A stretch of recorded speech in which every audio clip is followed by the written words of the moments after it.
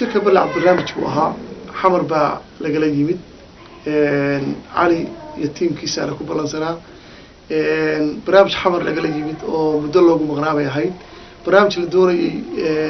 جروب خاتمو إن أي كوخب صدام بهاي وحوها برنامج لدوري إن لغو أهدو سوال لاني هرقيسا شركة أصلا عوان كيسو كاسوها ما أهان شير beelaha SSC meel ay joogaan ba ay ogaayeen ay ku ballameen ay ka tashadeen wuxuu ahaa shir xamar laga yimid barnaamijkiisa la soo diyaariyay hargeysa loogu socdo wuuna sheegay oo shalay gabagabadii buu ka sheegay inuu waqooyi la gelayo Soomaaliland wada hadal la gelayo wuuna cadeystay cali waxaan cadeynaysaa kala qaybsanaanta xitaa ka dhacday weekend intii shirar ku socday oo ay laba group noqdeen oo Cabdalla Cagal oo ku xigeenka ah iyo Cali Khaliif group ay laba group kala noqdeen oo aan aad ugu mahadinayo maxaan ku xigeenka Cabdalla Cagal oo fikradda aad iyo aad uga hor yimid midwaata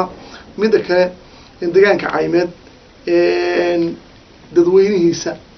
ismadiisa wax karadkiisa saraakiishiisa aqoonyahankiisa ganacsigiisa waan ka hadal arinta waanu ka shiray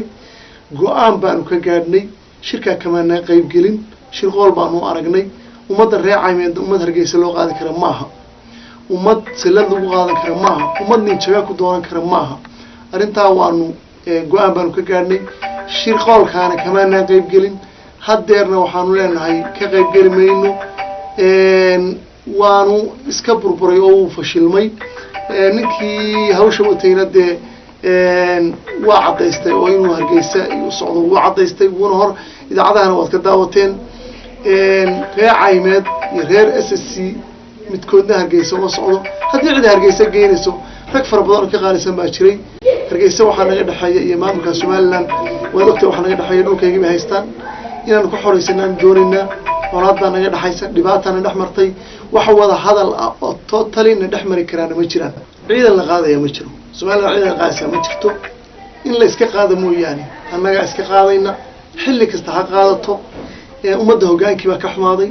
barnaamij baa loo isticmaalay waa la kala fogeeyay annaga iska qaadayna reer Caymeed iyo reer Sanaag iyo reer Sool iyaga iska qaadaya qorshahana qolada ugu jirto in ciidan qaadaan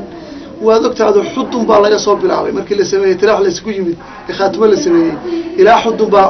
lagu wareejiyay tilaax baa lagu wareejiyay saxdheer baa lagu wareejiyay hadeerna waxa qorshaha in buuhooda lagu wareejiyo way suuragal weyn ciidan qaadayana ma jirto hadii uu tagayo rag fara badan baa ka horeeya ha tago cid u diidaysa ma jirto laakiin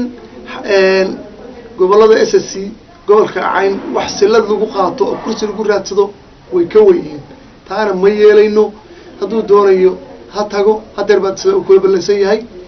ha ka aado halka laakiin ma dhacayso in ummadda masiirkeedii silad lagu qaato lagu iibsado kursi shacabka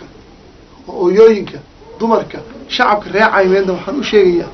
shacabka reer Sool waxaan u sheegayaa shacabka reer Sanaag waxaan u sheegayaa in arinta aanay marnaba dhicin dhulkiina xoreysta sanad iyo 5 sano iyo 10 sano hadii la doono la haysto oo xoreysanaysan waana xoreynaa hadii la haydmo u dulqaata laakiin maalin bayaan silada horumarka gobolka in badan waan ka hadlay